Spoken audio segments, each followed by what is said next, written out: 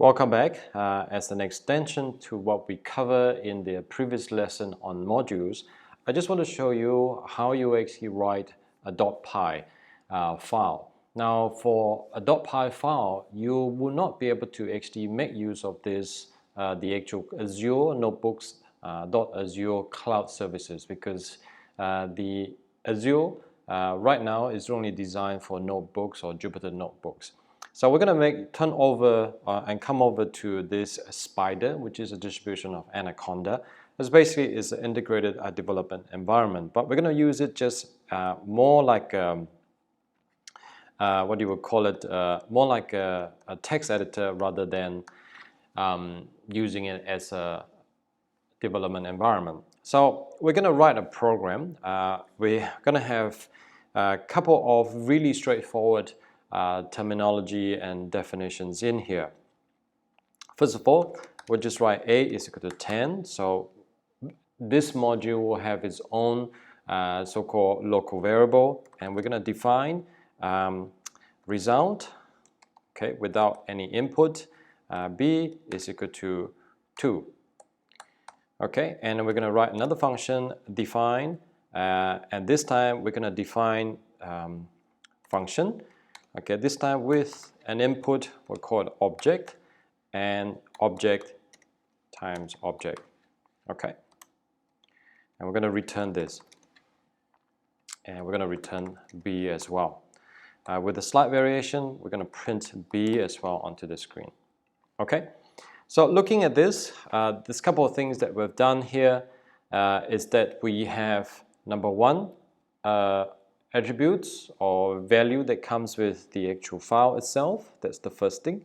Second thing is that we have two functions defined. Define res, where b is equal to 2, and then we print b onto the screen as well as return b as well. And also define a function which takes in an argument or keyword, and then we return the square of the actual argument itself. Now I'm going to save this and saved it onto my desktop, Python, and folder scripts, and I'm going to call this file test.py and save it. And if I look at the file explorer, you will be able to see that this file is indeed here. So let's come over to let's see. Yep, come over to a terminal. Okay, yep, we can zoom in. Okay, so within the terminal,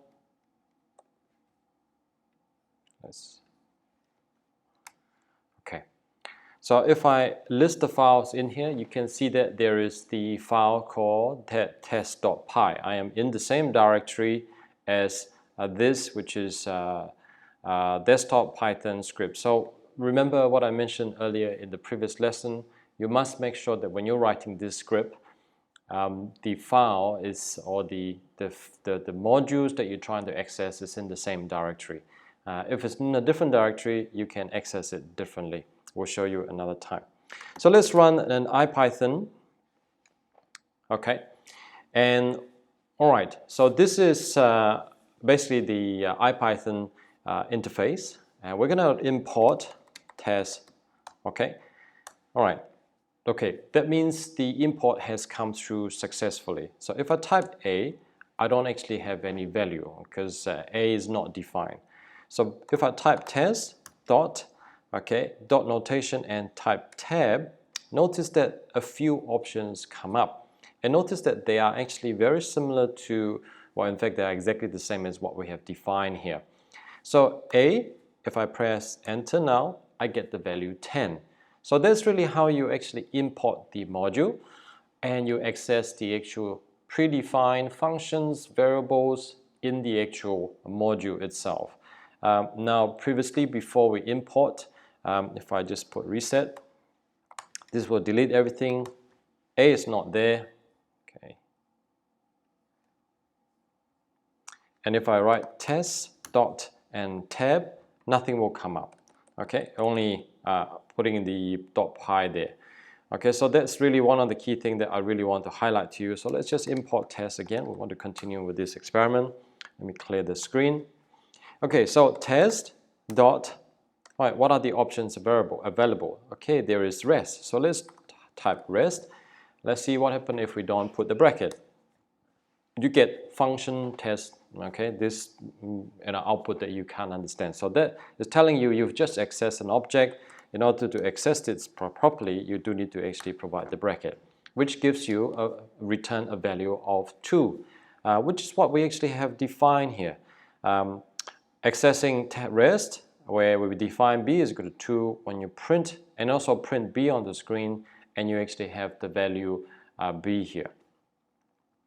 What about function? Okay, do we do likewise?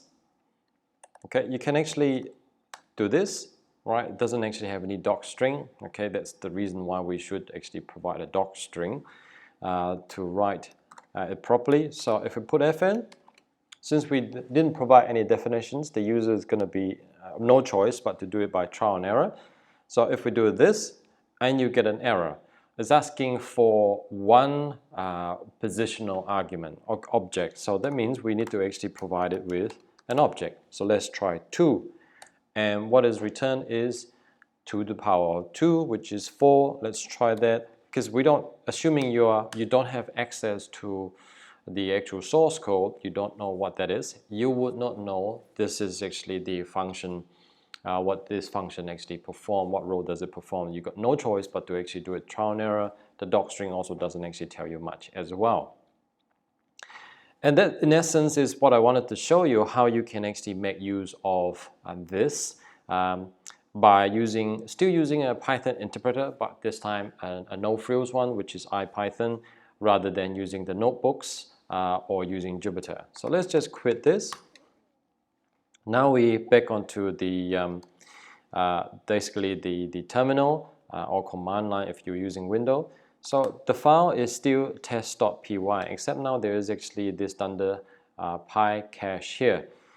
So let's just run Python test.py. Now this is one way, or another way, that you can actually run the scripts on the command line itself. What do you think will happen? Very good. Nothing. Nothing, because we didn't write anything that's going to give you an output onto the screen. But while the program is running, it will definitely have A being created, the 2 functions also created as well. So let's just try that out. Nothing. Okay, as expected. So what happens if I actually come down here and I type print A and also print okay, and save this and come back to this and run it again. Voila. So what we get is we get 10, which is printing A, and 2, which is when you actually run the res function, you get the print B, and then return B because you are printing the actual returns, what comes back from res. Right, let's just try one more. Print function with 6, save this once again, and run this for one last time. And there you go. You have this initial 3 output plus 36 here. Okay, so that's really a very, very quick walkthrough and really an appreciation exercise to help you to appreciate how useful the module function is and how you can run it from your command line or using IPython, the interpreter.